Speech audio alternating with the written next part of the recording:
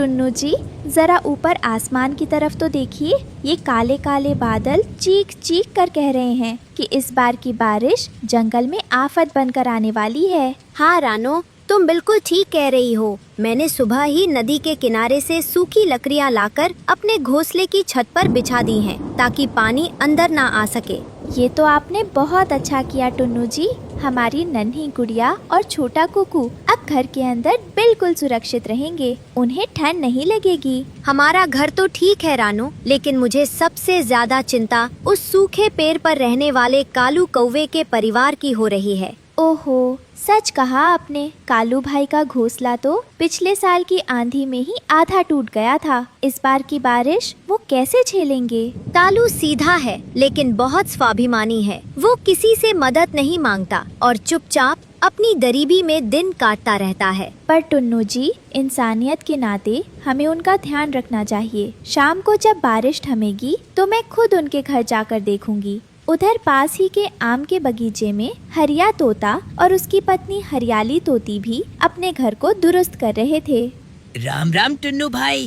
राम राम रानो बहन। अरे तुम दोनों ने देखा क्या? कालू कौवा सुबह से दाने की तलाश में भटक रहा है और आसमान का मिजाज देखो कितना खराब है। हाँ भाई साहब, मैंने गोरी कौवी से कल कहा भी था कि हमारे बगीचे से कुछ मजबूत टहनियाँ ले जाओ, पर वो बेचारी बहुत संकोची है। गोरी बहन बहुत भली है हरियाली तोती। वो सोचती है कि कहीं उनके चक्कर में दूसरों का नुकसान न हो जाए, इसलिए वो हर दुख सह लेती है। पर ये तो गलत बात है ना रानो बहन। मुसीबत के समय अगर पड़ोसी ही पड़ोसी के काम नहीं आएगा तो फिर हमारे इस सुंदरवन जंगल का क्या फायदा? चलो हम सब मिलकर इस बारे में कुछ सोचेंगे। एक बार आज रात की ये बारिश निकल जाए, फिर हम सब मिलकर कालू की मदद करेंगे। रात होते होते अचानक बहुत तेज बर्फीली हवाएं चलने लगीं और मूसलाधार बारिश शुरू हो गई। कालू कौवे के टूटे हुए घोंसले में हर तरफ से पानी टपकने लगा। पिताजी, ओ पिताजी, हमारे इस घर में हमेशा पानी क्यों टपकता रहता है? रोते नहीं मेरे बच्चे, रोते नहीं। अपनी माँ के पास आ जाओ, मैं तुमको अपने पंखों में छुपा लेती हूँ। चुप हो जाओ मेरे लाल। क्या हमारे पास कभी अच्छा घर नहीं होगा? ऐसा नहीं बोलते बेटा, तुम्हारे पिताजी दिन रात मेहनत करते हैं। जब हमारे पास बहुत सारे दाने होंगे तो हम भी एक बड़ा सा घर बनाएंगे। लेकिन माँ, मुझे तो अभी डर लग रहा है। पिताजी, आप कुछ बोलते क्यों नहीं? मैं क्या बोलूँ मेरे बच्चे, मेरी तो समझ में कुछ नहीं आ रहा।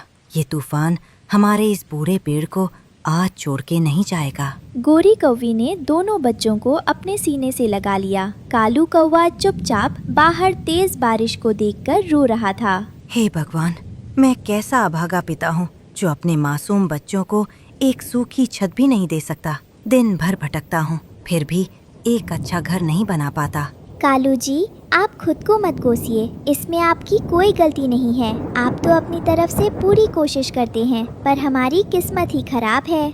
नहीं गोरी, आज जब मैं अपने बच्चों को इस तरह ठंड में कांपते और रोते देखता हूँ तो मेरा कलेजा फट जाता है। मैं बहुत लाचार महसूस कर रहा हूँ। कालू जी, भगवान पर भरोसा रखिए, सुबह जरूर कोई ना कोई रास्ता निकलेगा। ये काली रात हमेशा के लिए नहीं रहने वाली। अगली सुबह बारिश पूरी तरह रुक गई और चमकीली धूप निकलने के कारण जंगल के सभी बच्चे खुशी खुशी खेलने लगे। लेकिन कालू का बेटा जग्गू एक सूखी डाल पर अकेला बैठा था। कुक्कू, गुड़िया, देखो मेरा आम का घर कितना मजबूत है। कल रात इतनी भयंकर बारिश हुई पर मेरे घर में एक बूंद पानी भी अंदर नहीं आया। हाँ मिट्ठू, तुम्हारे घर का झूला भी बहुत सुंदर है। हमारे घर में भी मम्मी ने आज गरम गरम दानों का बहुत स्वादिष्ट नाश्ता बनाया है। चलो चलो, हम सब मिलकर लुका छिपी खेलते हैं। मिट्ठू, तुम चोर बनोगे और हम सब इस बड़े से पेड़ के पीछे छुपेंगे। ठीक है, मैं अपनी आंखें बंद करता हूँ। अरे वो देखो, जग्गू वहाँ अकेला क्यों बैठा है? जग्गू, तुम भी हमारे साथ खेलने आओ ना। नहीं मिट्ठू, तुम सब खेलो, मेरा आज खेलने का मन नहीं है। मुझे थोड़ी थकान हो रही है। जग्गू के कपड़े तो अभी भी गीले लग रहे हैं। कुकू, चलो हम अंदर चलते हैं, धूप बहुत तेज हो रही है। काश काश हमारा भी इन सब की तरह एक बड़ा सुंदर और मजबूत घर होता। क्या हमें पूरी जिंदगी इसी टूटे घोंसले में भीगना पड़ेगा? रानू चिड़िया अपने बच्चों के लिए दाना लेकर वहीं से गुजर रही थी और उसने जग्गू की ये दुखी बात सुन ली। वो शाम को अपने पति टुन्नू के साथ सीधे कालू के घर पहुंची। कालू भाई, गोरी बहन, राम राम। अरे, तुम दोनों इस भीगे हुए घोंसले के तिनकों को कब तक सुखाते रहोगे? आओ रानू बहन, राम राम। टुन्नू भाई, आप भी आए हैं, बैठिए। पर माफ करना, मेरे घर में आप दोनों के बैठने के लिए कोई सूखी जगह ही नहीं बची। कालू भाई, हम यहाँ बैठने नहीं आए हैं, बल्कि तुमसे एक बहुत जरूरी बात करने आए हैं। तुम इस टूटे घोंसले को छोड़ क्यों नहीं देते? हाँ कालू भाई, तुम अपने परिवार और इन मासूम बच्चों के लिए एक नया, बड़ा और मजबूत घर क्यों नहीं बनाते? बच्चे कब तक बीमार होते रहेंगे? रानू बहन, या करूं, पर मैं क्या किन मेरे पास नया घर बनाने के लिए ना तो सामान है और ना ही समय। हाँ रानू बहन, अगर ये दिन भर घर बनाने में लग जाएंगे तो बच्चों के लिए दाना कौन लाएगा? हमारे पास तो 2 दिन का एडवांस दाना भी नहीं है। गोरी बहन, तुम दाने की चिंता छोड़ो। जब तक कालू भाई का नया घर नहीं बन जाता, तब तक बच्चों के दाने का इंतजाम हम सब मिलकर करेंगे। नहीं रानू बहन, मैं किसी पर बोझ नहीं बनना चाहता। मैं कौवा हूँ। जंगल के बाकी पक्षी वैसे भी हमसे बात करना पसंद नहीं करते। तभी पीछे से उड़ते हुए हरिया तोता और हरियाली तोती भी वहाँ आ गए। सब ने मिलकर कालू को गले लगाया और उसे नया घर बनाने का पूरा भरोसा दिया। अरे कालू, तू कैसी बातें करता है रे भाई?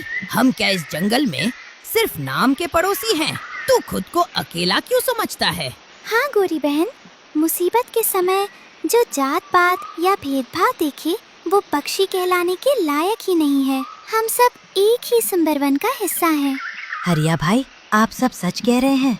क्या वाकई आप सब एक कौवे के घर को बनाने के लिए अपनी मेहनत लगाने को तैयार हैं? बिल्कुल तैयार है कालू भाई। तुम बस कल सुबह से काम की शुरुआत करो। देखना, हम सब मिलकर ऐसा घर बनाएंगे जो पूरे जंगल में सबसे अनोखा होगा। आज पहली बार मुझे ऐसा महसूस हो रहा है कि इस अनजान जंगल में भी हमारे अपने लोग रहते हैं। मेरी आंखों में तो खुशी के आंसू आ गए।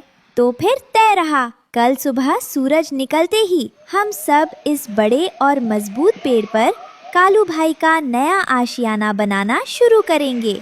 हाँ, और इस बार घर छोटा मोटा नहीं होगा।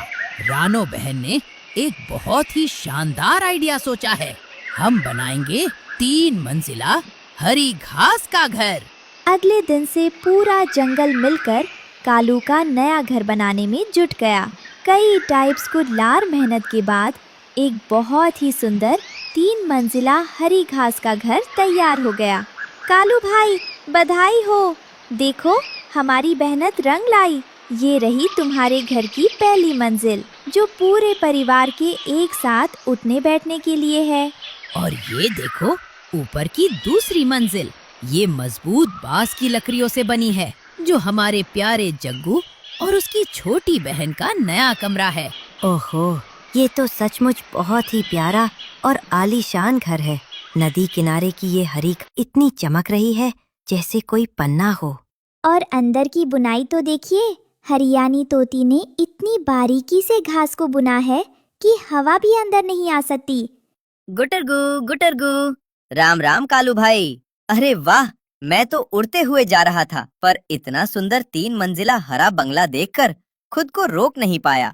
सच में बंटी, पूरे सुंदरवन जंगल में ऐसा अनोखा और आलीशान घर तो किसी राजा का भी नहीं होगा। कालू भाई की तो किस्मत ही खुल गई। मिट्टू, कुकू, गुड़िया, देखो देखो, मेरा नया घर कितना बड़ा है। अब तुम सब मेरे घर में खेलने आओगे ना?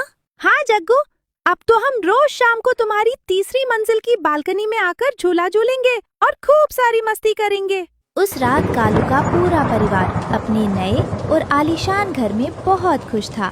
बाहर हल्की हल्की बारिश हो रही थी, लेकिन घर के अंदर सब बहुत गर्म और सुरक्षित थे। माँ, ओ माँ, जरा देखो तो सही, बाहर कितनी भी तेज बारिश हो रही है, पर हमारे इस नए कमरे की छत से पानी की एक बूंद भी नीचे नहीं गिर रही। और माँ, ये सूखी घास का बिस्तर कितना मुलायम और गर्म है। मुझे अब बिजली की आवाज से डर भी नहीं लग रहा है। हाँ मेरे प्यारे बच्चों, अब तुम्हें कभी भी भीगना नहीं पड़ेगा और ना ही कभी ठंड लगेगी। अब हमारे पास भी अपना खुद का पक्का आशियाना है। माँ, हमारे पिताजी बहुत अच्छे हैं ना। उन्होंने हमारे लिए कितना बड़ा और सुंदर 3 मंजिला घर बना दिया।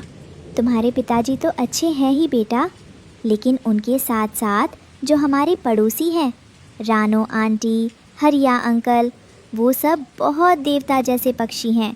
हाँ गोरी, भगवान का लाख लाख शुक्र है कि उसने मुझे ऐसे सच्चे और अच्छे दोस्तों से मिलवाया जिन्होंने हमारी जिंदगी बदल दी। कुछ हफ्तों बाद अचानक एक रात को सुंदरवन जंगल में एक बहुत ही भयंकर, विनाशकारी और डरावना तूफान आया। तेज चक्रवाती हवाओं के कारण कालू के घर की तीसरी मंजिल हिलने लगी।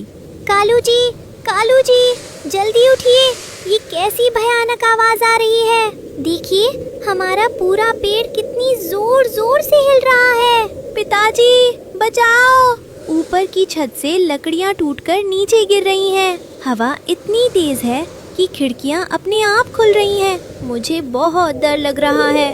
गोरी, तुम घबराओ मत। तुम दोनों बच्चों का हाथ पकड़ो और तुरंत सबसे नीचे वाली पहली मंजिल पर चली जाओ। वहाँ की दीवारें बहुत मजबूत है। और आप कहाँ जा रहे हैं कालू जी? बाहर बहुत खतरा है, आप नीचे ही रुकिए। मैं ऊपर तीसरी मंजिल पर जा रहा हूँ। वहाँ की घास की रस्सियाँ ढीली हो रही है। अगर मैंने उन्हें नहीं पकड़ा तो पूरी छत उड़ जाएगी। तुम नीचे जाओ। पिताजी, प्लीज ऊपर मत जाइए। मुझे आपके पास रहना है। मुझे बहुत डर लग रहा है पिताजी।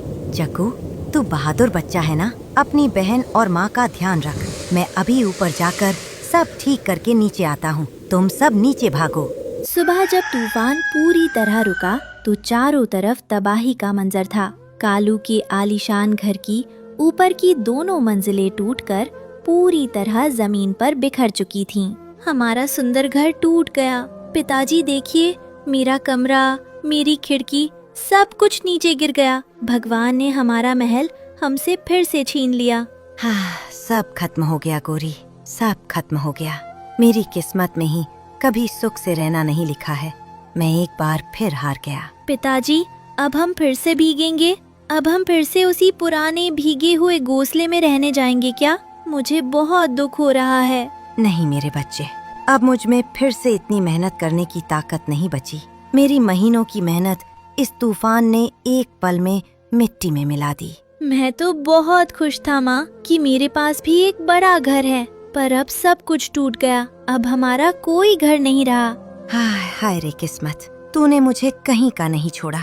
अब मैं अपने बच्चों को लेकर कहाँ जाऊँगा? कालू का पूरा परिवार हताश होकर रो रहा था। तभी रानो चिड़िया, हरिया तोता और बंटी कबूतर ढेर सारा नया सामान लेकर फिर से वहाँ पहुँच गए। सब ने मिलकर कालू को गले लगाया। कालू भाई, तुम इस तरह हिम्मत कैसे हार सकते हो? तुम्हारा सिर्फ घर टूटा है, हम दोस्तों के हौसले और हमारी एकता नहीं टूटी है। बिल्कुल सही कहा रानो बहन ने। अरे कालू, तू रोता क्यों है रे? तू अकेला थोड़ी है। हम सब फिर से मेहनत करेंगे और इस घर को पहले से भी दुगनी मजबूती से खड़ा करेंगे। हाँ कालू भाई, हम इसके खम्भों को जमीन के बहुत अंदर तक गाड़ेंगे ताकि कोई भी तूफान इसे हिला ना सके। तुम सब मेरे लिए फिर से इतनी मेहनत करने आए हो। मेरा तो सब कुछ उजड़ गया है। मैं तुम्हें बदले में क्या दूंगा? पूरे जंगल ने मिलकर फिर से काम शुरू किया और सिर्फ 2 दिन में कालू का 3 मंजिला घर पहले से भी ज्यादा मजबूत और सुंदर बन गया। रानो बहन, मैं तुम सबका ये एहसान जिंदगी भर नहीं भूलूंगी। तुमने मेरे उजड़े हुए परिवार को फिर से हंसा दिया और एक नया जीवन दिया है। रानो बहन, मैं हमेशा रोता था कि मैं गरीब हूँ, मेरे पास कोई दौलत नहीं है, लेकिन आज मुझे समझ आया कि मैं कितना अमीर हूँ। हाँ कालू भाई, दुनिया की सबसे बड़ी दौलत पैसा या महल नहीं होती। सच्चे दोस्त और प्यार करने वाला परिवार ही हमारी असली और सबसे बड़ी दौलत है। प्यारे बच्चों और परिवारों, इस कहानी से हमें ये सीख मिलती है कि मुश्किल समय में जो हमारे साथ खड़े रहें, वही हमारे सच्चे दोस्त होते हैं। और असली घर कभी भी सिर्फ ईंटों या घास से नहीं बनता, बल्कि वो परिवार के प्यार और अपनों की एकता से बनता है। ज्योति परिहार, आयुष, शुमैला अहमद, मोनी, प्रिंसी,